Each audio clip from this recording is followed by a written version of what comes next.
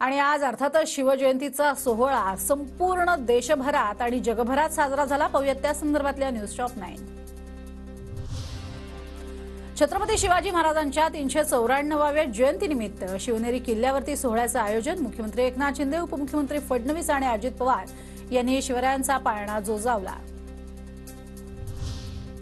राज्य सरकार छत्रपती शिवाजी महाराजांच्या गड किल्ल्यांचं संवर्धन करणार, मुख्यमंत्री शिंदेंकडून निधी उपलब्ध करून देण्याच्या सूचना। शिवनेरी किल्ल्यावरून अजित पवारांची माहिती।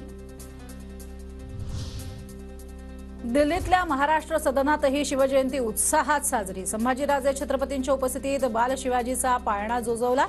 जय भवानी जय शिवाजीच्या घोषणांनी महाराष्ट्र सदन परिसर दुमदुमला।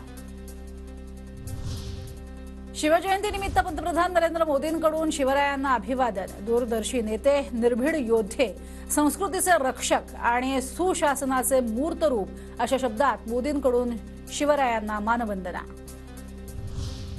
अहमदनगरच्या राहाता तालुक्यातल्या लोणीमध्ये शेतात गहू उगवून साकारली शिवरायांची सुंदर प्रतिकृती। कुणाल विखे असं प्रतिकृती साकारणाऱ्या तरुणाचं नाव। अहमदनगर जिल्ह्यातल्या सोनईमध्ये शिवरायांची भव्य रांगोळी साकारली। सुमारे 3 एकर क्षेत्रावर 20 टन रांगोळीचा वापर करून साकारली सुंदर अशी प्रतिकृती। रांगोळी पाहण्यासाठी स्थानिक नागरिकांची मोठी गर्दी। जळगावमध्ये विद्यार्थ्यांच्या आरोग्यासाठी सूर्यनमस्कार दिवस साजरा। शिक्षकांकडून विद्यार्थ्यांना आरोग्यविषयक विशेष असं मार्गदर्शन। साताऱ्याच्या कराडमध्ये कला शिक्षकानं पिंपळाच्या पानावरती साकारले शिवरायांचं चित्र। शिवरायांच्या विविध आकर्षक छबी साकारत शिवजयंतीनिमित्त शिवरायांना विशेष मानवंदना।